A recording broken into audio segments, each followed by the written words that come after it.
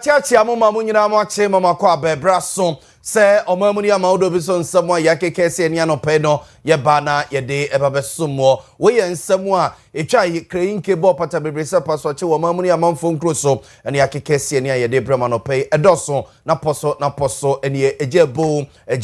ejenya bedu ayawaso is by election na bawiye ema ura baba Jamal edi enkonim ayawaso is by election no course so no na prosi adwuma kondi abeto dwase no mo ogidie mapa se bibia bekobokọ asudwe ebeba ura Felix kwachofo so akasa de afamra nkyede maba wa bia mampani na nado danko akufado penso yeto obawie ya na nka omo sesa omo do omawura banwumam wo chese dodo no a omo matenemu a omo eye adwuma honorable Muntaka Mubarak wono na yeso afoshe bambo honsam so ye fie hade no wode kwa adubia bodom kuma ne ba no dani yeru Alexander afanyoma kenso aka nsem bi efa kwan ye fa so efa nkrofo kwa asra adwuma ni ye kasa ma hye fie no ahye sansam no privileges committee no enhyehyɛ ya dem ba kwa tena ye hwe o my Ghana ho ne ye ho nsensem meche energy ministry no de ye tete ene se omasama akrachefo a omonim de efa ho ne ye ho nsensem ni nyina de ekoso Israel Iran any America for entemono dum judgment ko ne fa wo asante mantemu ha enso the quiz bi ahyehyɛ so wo Owia Kaseɛ wo kuma sim de ama adwadifo abuzanfo we ni afoforo pinu an Owia Kaseɛ ne se Kaseɛ ba bia wo bia na no pɛ ye ba ne de aba besomo ye de asra piesie no emma emo pafie omo ene de premium ene super premium rice abedwa so ba bia befa bia no a ena sese de wo bia edie anonsuo de papa opese yintiantia eyi ni kama opese eta so a eta ne kama de mountain no pay se busia ne tiesi abonte so ankwala ne ko school na jabema no so ko adwuma na oba wo se kitchen na ahwese super premium ene premium rice no ena wo de ye aduane de ajabusia ne nyina kwan de pa enya samketo mo na ma ye vima no pay a bia wo bia ne yetimi abane aba besom wo medin ede na ya obo amale bia boga anope mene ajwa nyako abrono abzafo enye brena fin sam no yenkomo ankasa emfa emmamo na yedemo ehyaseɛ de afri ayawaso east abato empesua no so eyemanemu sam se enra na by election na ekoso nkrapompede mantemum ayawaso east empesua no so a emrase bedwani ano wo emrase bedwafie ma de hye wo empesua no so ba ma wotrumodemfo a wada ne kontronko wi oda mansankum osisifo patapafo ne ni di agora ode ne nsa dutu ne opetebri ne ope ade ne nsa nwunwuno ekokoto no so a ewiase no na kese wo sempanimfo ye nhyehyeye Kobo Electoral Commission mpanimfo amane emom soso mo ye omo ntotoye eheda me ekoto aba eyi de obekom na se gefiem akwakosi adehye no anem enam so manra abado omo de hyehye so ene nipa num ena na epra konya no owura baba Jamala wo gina de ama NDC owura baba Alia no no soso ejina ede ama MPP Umaru Sanda okose kontenkro ene ewura no mbe mienu a na eka wonumo eho ewiase no owura baba Jamala na kane no osi Ghana ba nem o Nigeria bonten so a oja adwuma ne to honom eba yawaso ise oba be pra konya ne bi ewo NDC amanyoko dimu a odi nkunim no ene wasa so edi nkunim biem ewo abato ne mu a abato no ekwawiye no ema onyaye eye be 10,884 onyama ne mu 10,884 ena openi baba Alia ojina edema MPP amanyoko no esoso enya 4,009 na emra omo to aba ne wieye na Electoral Commission akrachefo keka ne masie ni a na omo ede abato no nsunsanso etudwa ewo nima abonten so no yenko na yenkuti sene abato commission mpedemfo si ebobo ema no FI 120 votes were rejected. In that case, total votes cast amounts to 17,048. Looking at the just announced results, I, Songlen Mofuri, the returning officer of Ayawaso East Constituency, hereby announce to you your new MP-elect, Honorable Baba Jamal Ahmed. Go down. Please be there. Don't go down.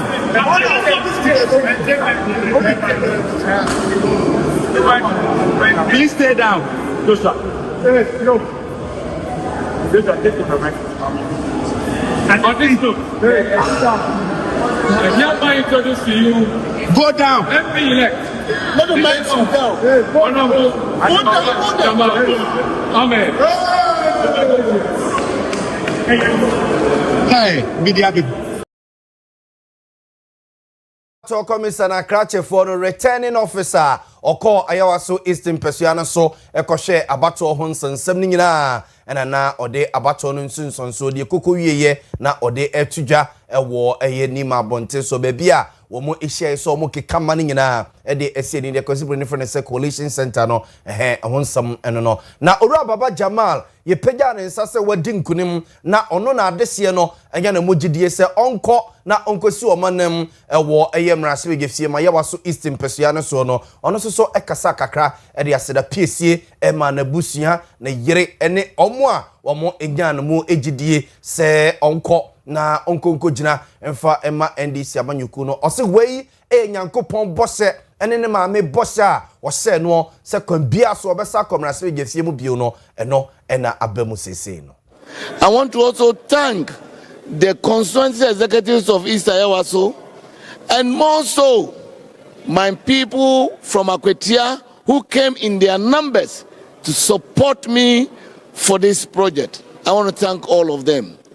Let me also give a special thanks to the president once again for finding me worthy to go and work in Nigeria. Those few months that I stayed in Nigeria has added to my experience, which I'm taking to Parliament to serve this country better. I thank the President so much, and also want to assure the people of East Ayawaso that the resetting of East Ayawaso starts now. We are going to Parliament.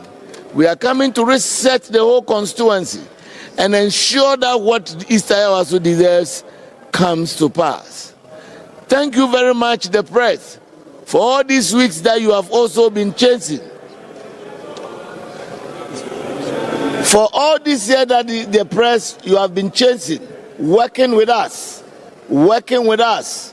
I understand sometimes late night that you follow us. I want to thank the press for your support. And I want to believe that I'm going to form a Owura Baba Jamal wedding kunim ewo Ayawaso Eastern Persiana so by election na ekoso enra na ode aseda ema amansan nyina. Ghana Police Service ye prosi adwumako no enso de abatudwa senra se ho asomdue ene bokoye ene fan ye ewo eye Ayawaso East by election no ekoso no a na cheso mo a prosi adwumako no obode hihye ahodo egu akwan mu a eno ntie nam so ema yehu sadie ya yehu ye na prosi adwumako no ekire se IGP Yera Christian Tete Yehono wonu akasa de ne nansi form anyi wonu ko a woni empanyifo bi aka bi wo mebo prosi adwumako nim wo nyina ye omafo de eno nti ene yehu asomdwe no yehu ye ewo Ayawaso East by election no ekoso enrada no na DCOP Grace Ansa Akrofi wono ena ye Deputy Commissioner of Police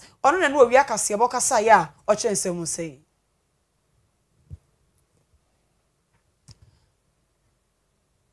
Observation nanka yehwese yebenya eye aposifo no ene no ede amamo yento aso na yemfomo enko ensemfufurum Owura Felix Kwache ofusu eye opani a wona ehwe ne amansa di nkomo ema Ghana ban na sabaka hyere nso a emra yeto obawie 2024 na beye ho ewo mayimo se mampani na nadodan kwakufu ado wona na MPP fo awie na wono mo ekono omo hweso no omo nsese omo ne manko wono ma akwakotwe nipa bi free baby ede omo ba be wurawura ban nwuma mu a kese amane a na komaja ede atoma mpede John Dramani mama honum no na enye asamketo na enu na beto odwa se mpede John Dramani mama soso no usawie ya eja obedi o man nim se mpede no sa nipa no a mampede dada na nadodan kwakufu ado aban ne mama omu nnwuma nyina no ene na kese omo pam wonum se obia enko wabra omo ntimi enfo mo adwuma mu ebe ho wo mayimo ama bebi abefa bia na mamfo de nkomo ebusasa nyembia no sa nipa no a mampede na nadodan kwakufu ado wo kono wafo mo si enfo mo nwura ban adwuma mu na nyembia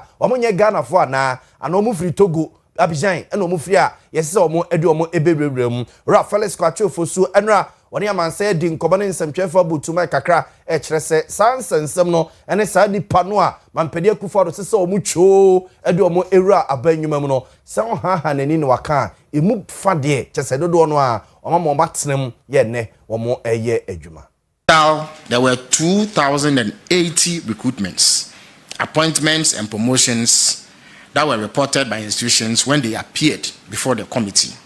Now, out of the 2,080 recruitments, appointments, and promotions, 879 were revoked by the institutions themselves, while 1,201 appointments were left unrevoked. After the hearings, the committee recommended that 1,539 of the recruitments, appointments, and promotions be upheld because they complied with the prescribed recruitment and promotion procedures and received appointment letters before 7 December 2024. And this also implies that they achieved a pass mark of above 80%, or 80% or above, I beg your pardon. The committee recommended, however,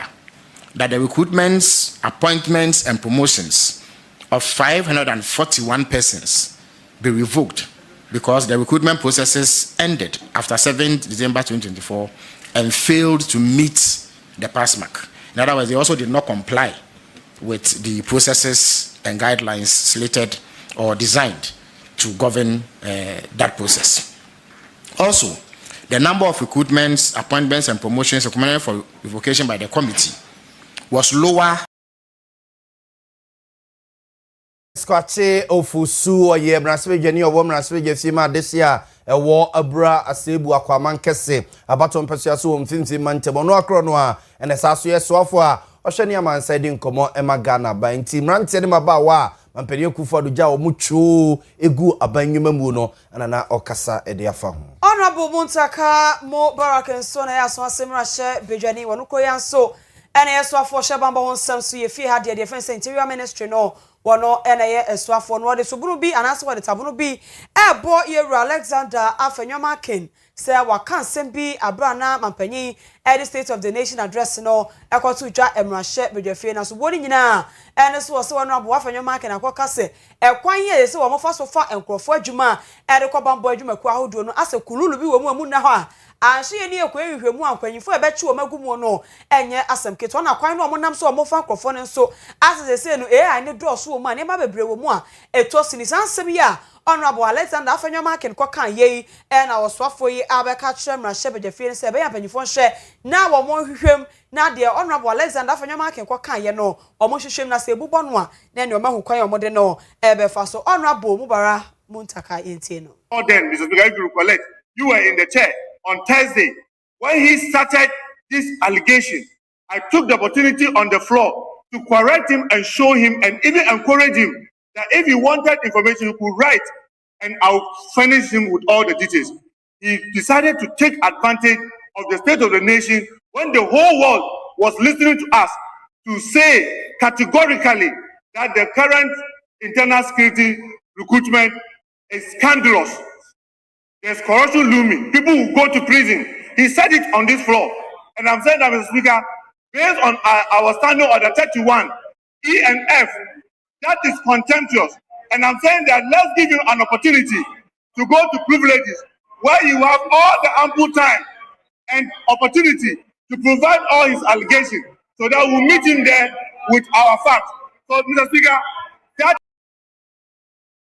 Sakamo Barak, Interior Minister Niatini, Canana Honorable Alexander, Afenwoma Ken wankasa wo mrahye bedwafie ho a ono so ekasa fansa nsemi ho. District Security Council shall have due regard to the fundamental human rights and freedoms guaranteed under Chapter 5 of the Constitution. Mr. Speaker, the justification to this is simply that at the regional level, the regional security coordinator appointed is a partisan appointee. We are aware of the often abuse of rights where those who occupy that position feel partisanly entitled, and there are several instances where the coordinator himself would have to intervene or the minister responsible for national security would have to intervene. Okay, wano enaye dom kumano bano deni wade Alexander Afenyo Makene nochi ena first deputy speaker wano ena na Timusa Chiamehene ewo mrashebe jefiase tenanim yera Bernard Hiafo ono so ekasai. This law carefully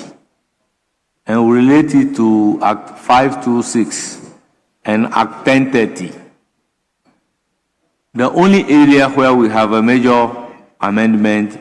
is to do away with National Security Minister as well as the functions of the National Security Minister. So if you look at clause 6C of Act 1030, the district chief executive is there. That is the regional level. And you look at clause 8A, the district chief executive is still there. And these are the laws that serve us for several years without any problem. So it's just a repetition of the status quo, which we have lived with. So unless we have a strong reason, I plead that we don't depart away from it.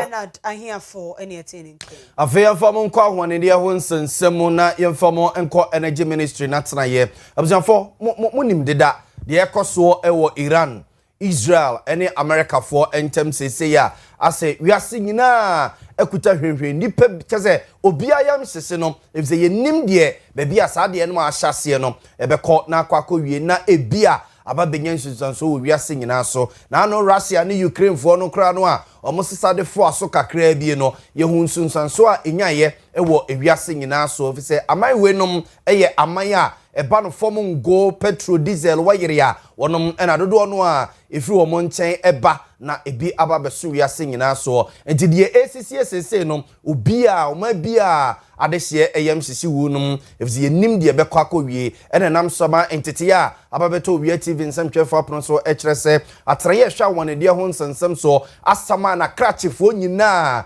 se enene kyina wonom emra no mo ensi nkonya enkwawre wankobusa bere 1++ times enkeka ne emansi ani enfo ne emanwu akwam se beyo na de akukuru a ekoso wo Russia Ukraine we kwa de Russia for enka ho na Ukraine for enka Israel ene eye Iran ne America for entamu no ama menya nsunsanso ewo yeso eno ntisi ene mo kasei senhyemu we entete no e kire se NPA National Petroleum Authority mpanimfo wonomo ebekobi sasoso ena Boost Energies womsoso omo ebeko senhyemu we Ghana National Petroleum Corporation etwaniti afro se GMPC wonomo mpanimfo ebekobi oil marketing companies ni nyina wonomsoso makrachefo ene omo mpanimfo beko senhyemu we bi ena eye bulk import distribution and export companies friend say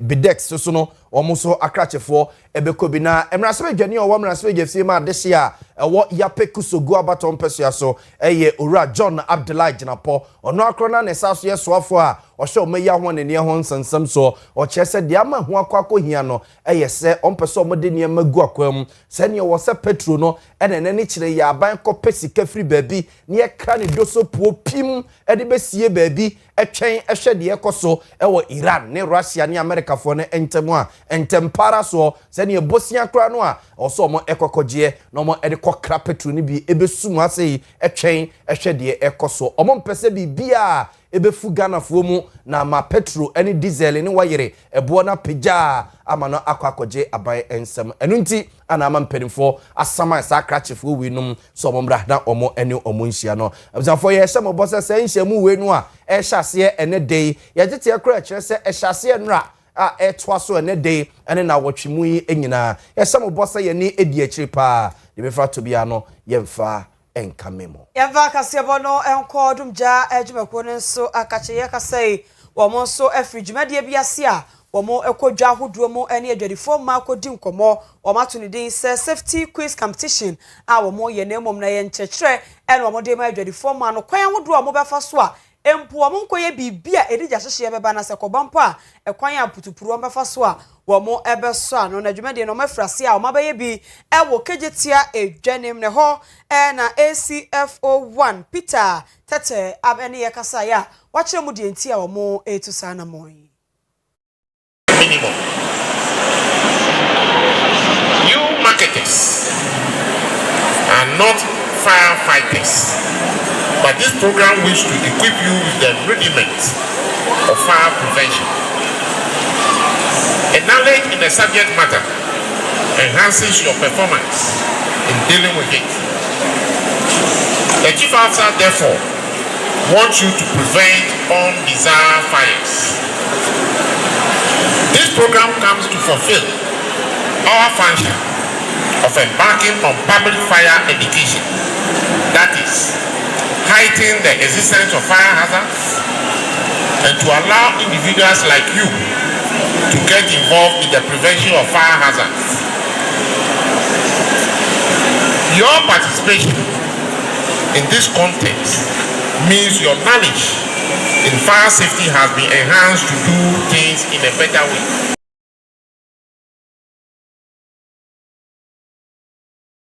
And Peter tete one on yete so wachire mu de ntia wo mafisa adwumati ase afi yemfamo nkwa afuma ntem ne mu ai na yemfamo enkokro bi efe ne se tutuka ye wo asutifi no for baton peso ya so e wo afuma ntem ne mu de ye tete ene sa de sie gu kromo no mu nyina boko jan e ma twobo ye wo ye kira e koso kro no mu nya asem keto adaya wonomo ase new month fo no aba beji wo mo nsase no mo je nsase no a omu yi adesie na firi wo mo asase so akope ba bi de wo makwakosie no wonomo ehye wo bose de biada wo mo ebebo wa ye chese yi wu free wasase so e de ko ba bi foforo no chese wo bebo wo makohoma na akohoma bonum ene nkomo mo ni wo mo edi ye no chese wo mantimi ensi giraye se bi e be mo sempo ada senteko na anu ya no mo kwakote se yesi new month mpanimfo na kwakotena se akwakodwene ho se ene wa ye wu free ho no mo bia no se e bo akohoma ya ma okra na chese fie bi mu efie bia mu no ye be ma be 9 Ghana cedis ne chese 10 cedis kura no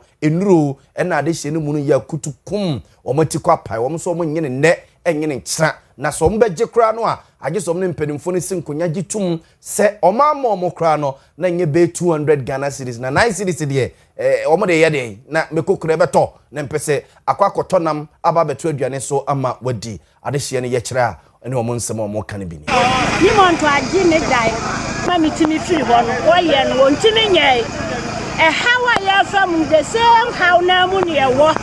ye bani monto anamon so a no afa soja police fo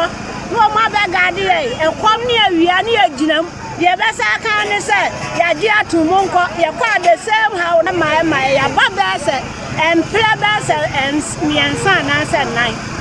the brekura ni monto nsa wo so no ye se timi hunu sa wa agoro ye ho ache enti na ba ya ba ne de ya ba ne se wa ma ya fan se nane kire ya o ye didi sika wo de breye se ne ye se ne fata tutuka kronum ye wa sutifi no for baton peso ya so afuma ntem no mo ene yete wono mo enka ne DC esoso ko ho no no soso de kakra pi so seye se na esitie bia chaache bia no me ye nyina de nya abotre na ye hwede ye mpelifo ba be ka kire ye na ye leaders e kan ho na nyina na ye EPS abetena se no menye sure say the last meeting be end ye sa na be end no. That's the issue not taking a lot of attention. Yeah, me do nyina nim say nya abotre na the issue engagement. You bet me as a wish you know. Am obia ya o hwe no nsa aka. Tifi no for baton peso so ora Hafiz Dauda ene yete ne nka no. Na afumantemu police commander DCOP James Ano ono susu tutu America ekokronim ekohwe de ekoso no na ono susu ne nsɛmtwefo di nkomo titu me police me ka say mo ya mfa emra ne so mesramo du be emra nte ne wo mu no na ba wa no na assembly ompeso bi ye kire bi ni ade abro so wo ya sa no na wo do pani a wo de nsa hye emra se na wo ha no nti menya ne ntie se nyama nsɛm kan so ko so atiri o me mfa mo twani entrance mo de nyumba ya mo bona mo sa ne ade obi ko na djuma mo twam mo ja no menim se be ye dan ya enen ko na wie no ye bia ye nyina ya ti asem a ebemma wakoma ato ye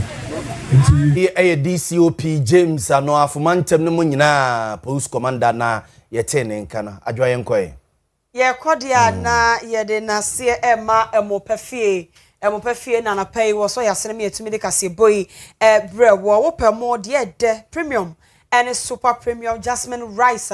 emopefie akache na obenya sa mo panya no ko a omojam bi so ya bin oil no so ya anwa papa odi ye stew de ye bibia eboa wo ema wapomuden enso ekoyie yami tomato paste enso emopefie akache na obenya tomato so enu de ye stew se jollof na wo de ya ni nyina ni beye kama eden so ni nyina emopefie akache na obenya sa ne papa we de ama ofie se ye fie na woodie provision store supermarket choba for mo amoto aduane table so nketo ne akese mu nyina mo nko mopefie na mo nkoje super premium and premium jasmine rice ye jam bi so ya bin oil and yami tomato paste no na mo amona mo nso mo nton ade no na mo nya fa so ofisi ye de no ode toto other shops ne bo no ho a ye de ne ye papa nanso we ne affordable ebo no eye kama mo pafie e wa adum ye ben repa fm patase ne achafo hotel no ene di enim hwemedi anso ye ben parks and garden from mo pafie e wa 0244615117 0244615117 Jabe Rural Bank ese brand beto share so person ye bank owner na won so do se subu ka se bank no ka ho bia Jabe Rural Bank ene se bra o maka che no mo mu na won so e beto shares ya we no kwan wo mu a obenya faso e de afri wo shares no fixed deposit ne so ho usika no da dem no fa nto ma krofo mefa fa ko Jabe Rural Bank na fa ko ye fixed deposit ne bi na no mo nya hyehyeye interest rate na efe eye kama wo mu sisi wo mu do wunti okọ mo no betena se hyehyeye a wo akasa no ebe favor of Jabe Rural Bank 0544745856 and as 0242387498 and as a shares and so far phone no na dial *389*984 hash *389*984 na to shares ewo Jabe Rural Bank you makoi and na pay almost ya sene ema Owia TV ya no pa no nsia bremu kase bo ya de ebeso mo na se ya de mane osum adwuma ifo nyina kuku ajando ewo ho na kosu asomoa enso ewo ho MCR ho oba ya Grace wono enso wo ho na afa Simon nana ya ho emu nyina enso eka ho bia omo ebo ye chiro esamfo yewra Asante Benedict yebo wono ene son kase bo iso de suma ya yenso ye bekenkan ye ede ema wo meden ede ajwa nyako abono mamene nana ya bo amali bia boga